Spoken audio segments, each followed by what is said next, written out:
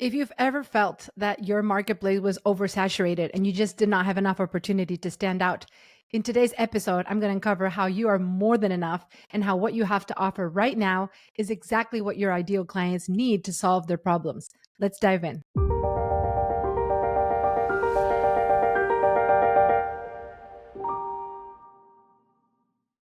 Welcome to the Musicians Creating Prosperity podcast. I'm your host, Dr. Fabiana Claure.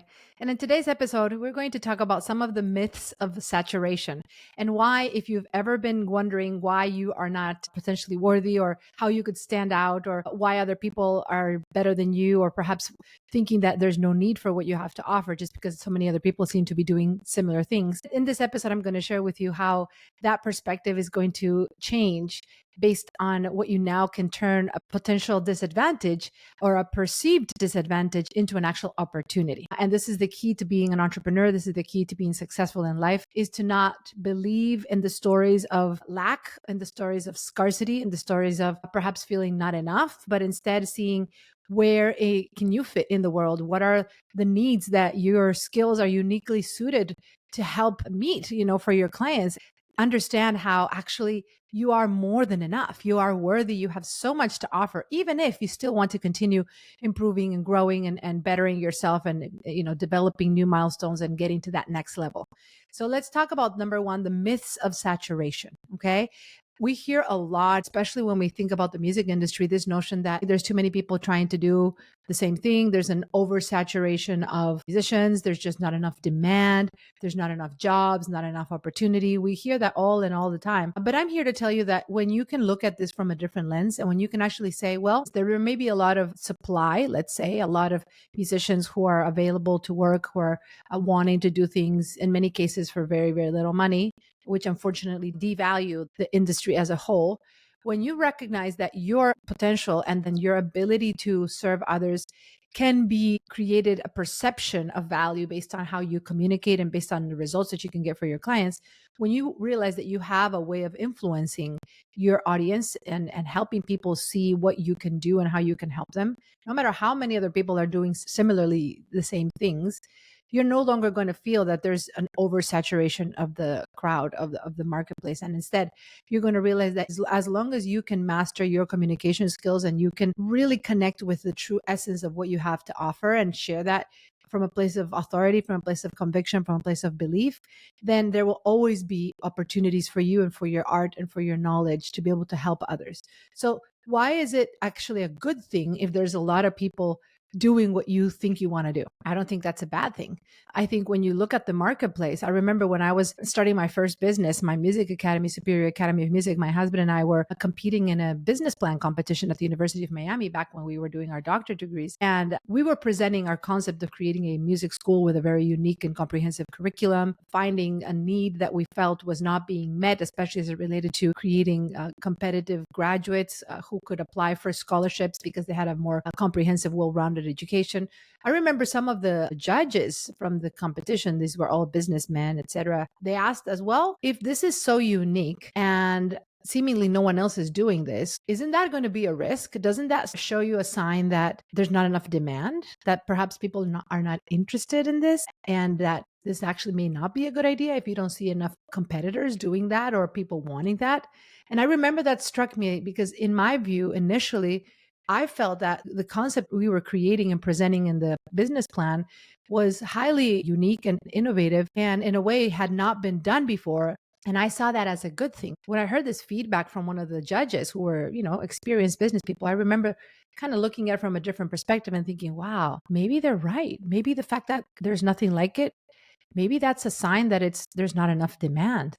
And I remember that always became part of how I thought about building a business and actually seeing that even though you may think you are unique, even though you may think that no one is doing the things that you want to do, at least in the same way, in the eyes of your potential clients, there will always be alternatives. There will always be competition, even if you don't consider it competition.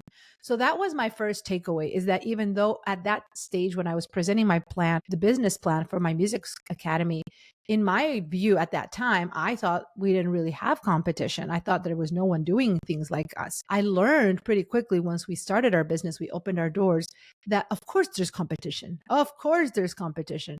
Our potential clients who were parents of kids, teenagers and adults wanting to perfect their musical education, they were going to compare us with many other things, even outside of music, even potentially doing other extracurricular activities for their kids, like sports or other things, technology, coding, so many other alternatives to music education. So the fact that you may want to think that there has to be no competition for you to succeed is a fallacy. Of course, there has to be competition, and that's a good thing. Because if you have competition, if you see that there's a crowded marketplace right now, and there's a lot of people doing what you want to do, that's a sign that there's demand and that there's opportunity. So then all you need to be able to think about is, well, how do you stand out? How do you create an impact and a ripple effect in that crowded marketplace by being very unique and by learning how to communicate what makes you different, even if those services or products that you're bringing into the marketplace are already being offered to a certain extent, at least in the eyes of your potential clients. Remember, you may not think that you have competition, but your ideal clients will always see other options to your services. They will always consider, even if they're not direct competition, they will consider alternatives such as indirect competition. So, not thinking that being crowded in the marketplace, that having a lot of demand, a lot of offers being made, and a lot of competitors, not seeing that as a disadvantage, but instead seeing it as an opportunity to say, well, that means there's a lot of opportunity. There's a lot of people who want this. There's a lot of people trying to get their attention. Now I just have to know how to set myself apart. So that's a good thing, not a bad thing, right? Number one.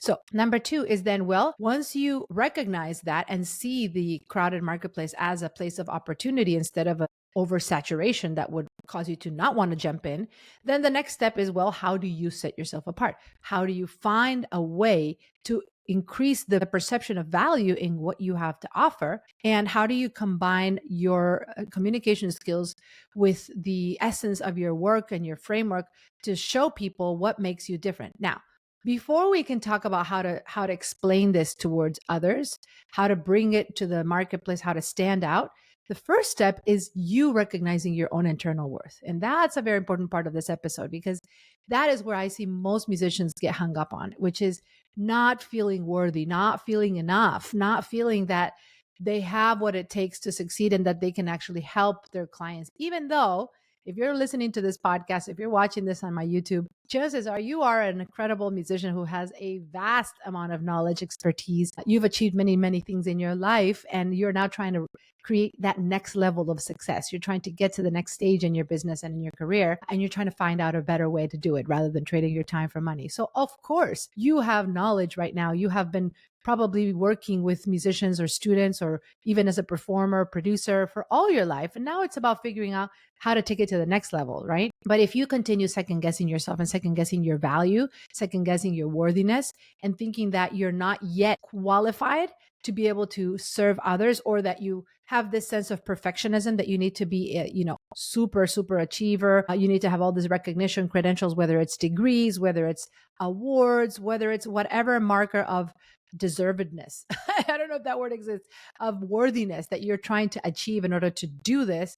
That's the first place you need to stop and recognize that you are enough. Like, do me a favor, as you're listening to this, just pause it for a minute and just tell yourself, I am enough. I am enough. I am worthy. Because when you start recognizing your own value and recognizing how much you have to offer, even if you don't quite see it yet, then that's the only way you're going to be able to get others to believe in your worth. If you don't feel worthy, it will be literally impossible. Even if I give you the best marketing and sales strategies, you will not be able to grow your business and stand out in a saturated marketplace as long as you continue having your own internal doubts of your own worthiness and belief. Okay. Now, this doesn't mean that you have to feel that you're better than everyone else, or that you're perfect, that you've got it all figured out. Trust me when I say I do not have it all figured out at all. And I'm trying to work on myself and my business and my life every single day, which is why I'm sharing this podcast with you, because I bring you in the journey with me. I share my reflections.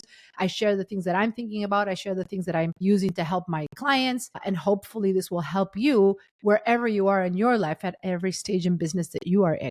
So do not think that you need to be perfect and that you need to have achieved everything in order to be able to turn around and help others, right? So that's very important, because not until you overcome your own insecurities or you're able to let go of whatever lack of worthiness you're feeling are you actually going to be able to do this successfully, right? The most successful musicians that I've seen embrace their worth and stand out and set themselves apart are those who believe in their own worthiness, who believe in their potential while they're continuing to grow, while they're continuing to strive for other things, right? So this is going to be very important, is recognizing that you are enough and then starting from that like assumption, right? You have a lot to offer, no questions. Now let's figure out how to package that, how to explain it in a more concise way so that you can be clear on how to set yourself apart, right? Now, why is it important that you connect this with your own sense of worthiness? Because as musicians, we're building businesses that are deeply connected to our own beings. Our products and services are so connected to who we are. We're bringing in our personal values in our services. We're not just selling a separate product like a purse or a book or something separate. We are selling ourselves. We are selling our lens. We are selling our skills. We are selling our lifetime worth of experience in the services and products that we bring into the marketplace. So it's a very close relationship between our personal value, our personal feelings, our personal sense of worthiness with our services.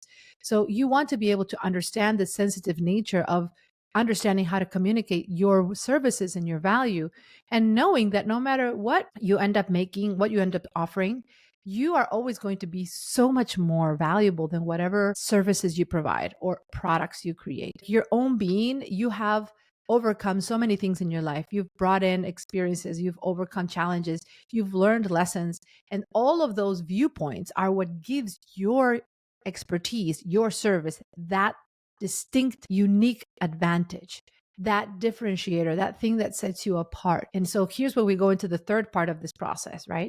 So we talked about understanding how to remove that myth of saturation. We talked about honing into your internal sense of being first and foremost, right?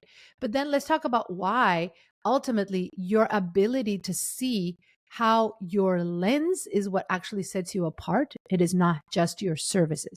So, for example, if you want to share a program or a service related to teaching music, a specific instrument, or music composition or production, or anything that has to do with sharing your knowledge, the first part of this is being able to separate the actual service that you're providing with also being able to say, what does your lens, your framework, your perspective contribute towards that service?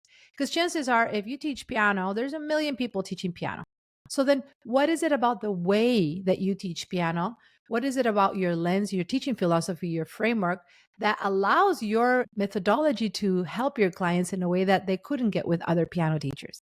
Do you have any unique angles that you focus on in the way you work with students? Have you gone through things in life that have given you an approach towards maybe looking at things differently when it comes to music education? Or perhaps are you someone that wants to help someone recover from a performer related injury? Maybe you had to recover from a performer related injury. What were the lessons that you learned in that process, right? How does your unique approach towards recovering from a performance related injury help your clients increase the rate of recovery, for example, right? And remembering that ultimately, even though there may be other people doing that same thing, your unique differentiator will be the fact that you have a lens, you have a framework, you have an approach towards helping people that is distinctly yours. It is based on what you've done. Now, for so many of you, you may be wondering, well, I don't really know exactly what my approach is. I don't have it figured out yet. I don't have a clear way of explaining that. It comes intuitively. It's just something I do day to day when I work with clients or when I'm working with my students. That's okay. Like that's where most of my clients start. But I'm here to tell you that as long as you help, you know that when you work with students or clients, that they overcome their challenges and you've seen that work, then all you have to do at this point is being able to break down maybe 3 to 5 milestones that you can tell people, well, if we work in this way, there's 3 things that I focus on when it comes to blah, blah, blah, whatever service you're offering. And if you can highlight at least 3 to 5 key milestones that you help your clients navigate and achieve as they work through your system, your framework, that will immediately start creating a sense of trust in your audience.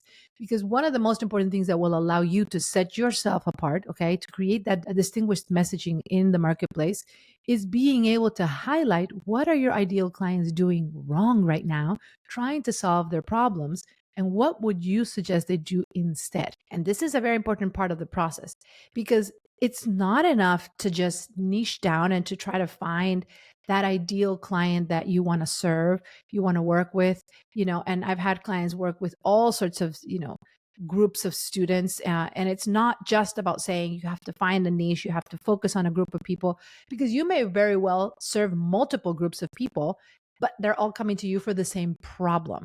So you can have a niched group of clients, a niched group of audiences, but you could also have a niched problem that you solve. So, for example, if you think about performance anxiety, though, there's many people that struggle with that. You may work with children, you may work with adults, you may work with professionals, you may work with people who are amateur musicians, you may work with professional musicians, you may work with different populations, but they're all still coming to you to solve that niche problem, which is performance related anxiety, for example, right? Or recovering from a performance related injury, or if it happens to do with learning an instrument. Your goal is to be able to highlight what is the main problem that you want to help solve, and what are your ideal clients right now doing wrong in the process of trying to solve that problem that your framework, your methodology can help them overcome in a different and new way. And this is something that, we've developed for many, many years in our type of mission and what we do working with musicians, day in and day out, which is, to give you an example, so many of the musicians that we see come to us, they're focusing on the wrong problem because they're trying to simply get better at marketing. They think they need just to get better at growing their audience or gaining more students or gaining more performance opportunities. And they have this misconception that they just need to be doing more of the same type of model, which is a flawed model that is keeping them stuck in a time for money situation.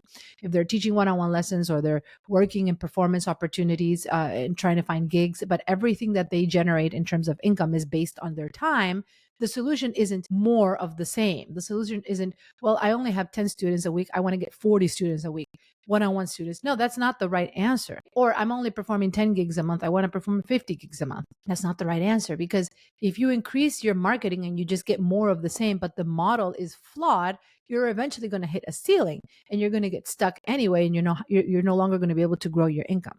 So what we do is we help musicians change their model, first of all, restructure how they position themselves, their brand, their messaging, develop a stronger positioning in the marketplace to set themselves apart. And then from there, make sure that they're sending people to the right business model where they're no longer trading time for money. And instead, they're monetizing their knowledge and they're giving people access to their expertise through asynchronous instruction, through, live instruction in group settings, all sorts of frameworks and platforms that allow them to serve at a greater capacity, but also charging a premium price point. So this is an example of what we've created in our movement, helping musicians create prosperity, and in the work we do with clients. So I want to encourage you, to use these different examples that I've given you and to start thinking in your specific services and products. What is it about the way that you work with clients that really gets them a unique advantage, that gets them results faster than they could have done it on their own, or that they may be trying in a wrong way? When you can articulate that with conviction, with clarity, following these steps, you're going to have no issues setting yourself apart in the marketplace, because this is what's going to help you build your unique value proposition and being able to say, I have these different skill sets, but most importantly, my lens is what adds the greatest value to these skill sets.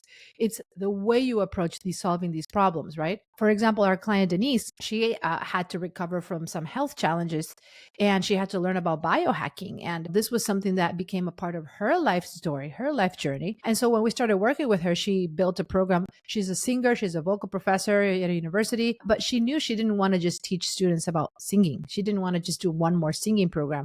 She created a program where she would blend her experience with biohacking and teaching voice. And that's where she created her Biohack Your Voice program. And she got her first $5,000 paying client within 2 months of changing her model and creating this framework that allowed her to set herself apart, because she brought in this different lens. It was not just about teaching voice lessons. It was about bringing her life's experience and her unique lens into this type of service. And of course, there's other people teaching voice lessons. There's so many other singers teaching voice lessons, even voice lessons online. But her program set herself apart because she created something that was uniquely based on her life experiences and that added value because of that.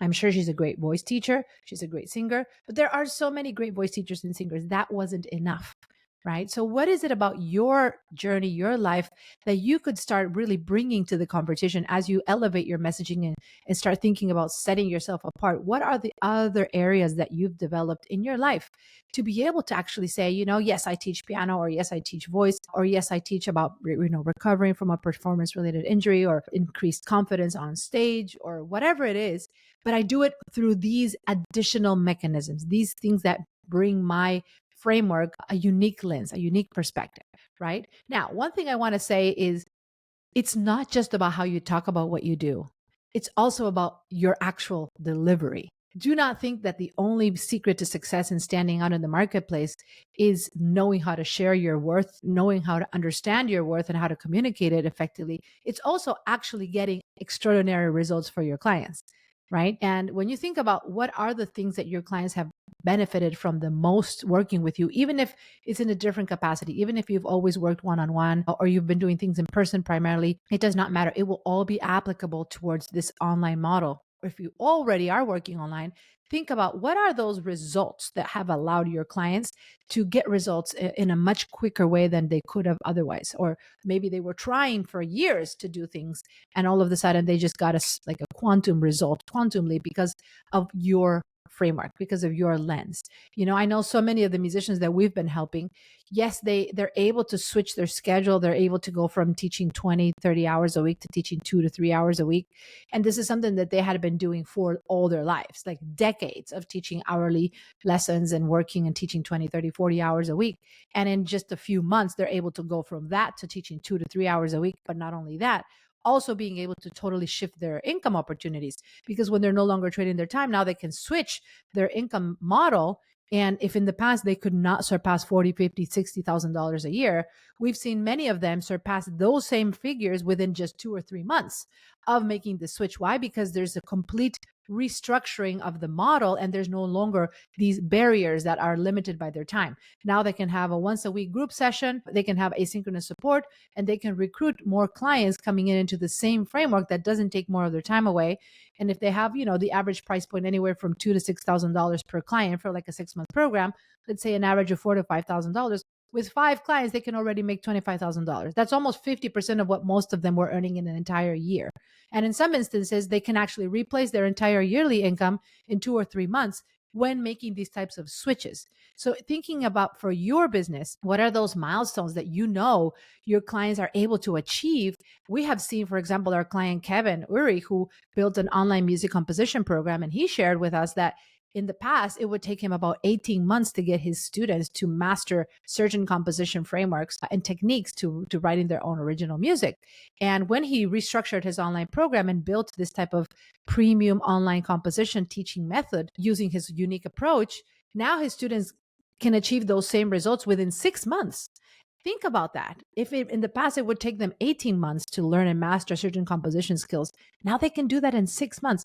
That is incredibly valuable. And that adds to the ultimate potential for you to charge the premium rates that we recommend you charge for this type of service, because you're going to still be very much in touch with your clients. You're still going to have that high touch relationship with them. You're not just going to create a standalone like course material for them to go through on their own and hope that they get results, which, by the way, when you're starting out, when you're trying to create these types of frameworks, these types of businesses and online methodology, that is the absolute worst way to start, is by just trying to build a bunch of videos and putting them in as a finished product, expecting them to sell and expecting your clients to actually go through them and get results on their own. Like, we don't recommend that at all. What we've seen work so much better instead is building the program alongside your clients, learning how to first create the right communications techniques to enroll clients into your offer. And then only once they're in the program, then you start actually building the weekly materials and the trainings and the frameworks that they need, because they're telling you what they need. And then you can see them overcome challenges, perhaps come with more questions, which gives you ideas onto what else you could create